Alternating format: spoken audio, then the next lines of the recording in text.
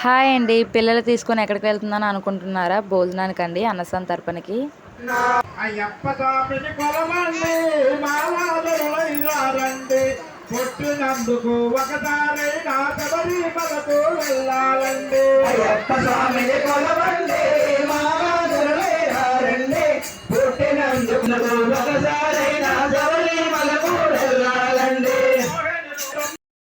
మా ఊర్లో ఈ వృక్షాన్ని అయితే సూర్య భగవానుడిగా అయితే పూజిస్తాము.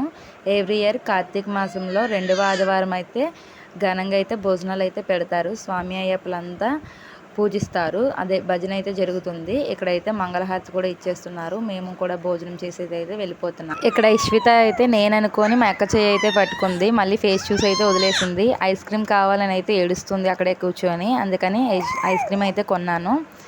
ఇంటికి వచ్చిన వెంటనే ఐస్ క్రీమ్ అయితే ఓపెన్ చేసి అయితే తినేస్తుంది. చూసారా ఎంత క్యూట్గా తింటుందో. మా ఇషితకి ఒక లైక్ వేసుకోండి. Bye bye.